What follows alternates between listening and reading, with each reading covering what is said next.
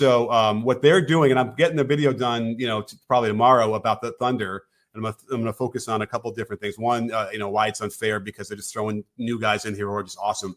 But their defensive stuff is kind of interesting. What they do, like on the wings, and there is a difference between trying to defend an attack from the wing than it is from the top, right? The top is a lot harder because you have different directions you can go, and with the wing you can funnel and you can kind of wall off certain things. And they seem to figure that out, in a serious way that makes it hard if you're going to try and drive that way.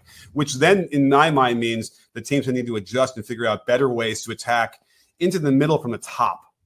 And that might be a thing. I don't know how many coaches I've ever really heard have that focus. Everybody likes to get into the middle. That's absolutely one thing. But I'm not sure I've ever really heard coaches talk about from where they start to attack the middle. You know what I mean? Yeah, I feel like attacking middle is more of a transition thing than half-court offense thing, right? No. I'm saying what teams focus on. Yeah, no, I think when you're coaching a half-court offense, you're trying to attack the middle because that's where you get all the threes. You have help defense side over, you spray the ball, you get threes. I feel like it's less starting in the middle now than it used to be. No, I don't mean you mean starting in the middle or you mean attacking into the middle? Yeah, that's what I mean. Like starting, it used to be like back in the day, like basic point guard. You kind of start from the middle of the floor. Yeah, there's less of that now.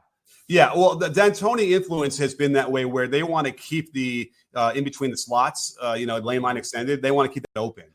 Right. Now, right. But a lot of teams will fill that with the center trailing and they're 5 out, right? And then when they reverse it, the center now. Yeah, that's true. And so that's part of it. But yeah, they definitely, which is interesting to me because that's the initial part of the attack. But then once you're into your attack, the ball is moving a little bit. You want to attack the middle, but I'm starting to realize I feel like with the Thunder, there's going to be seams you want to attack and other ones you do not want to. And I feel like the seam that's between the elbow and the low block is a place where you would go like against a 2-3 zone. That's the big important seam.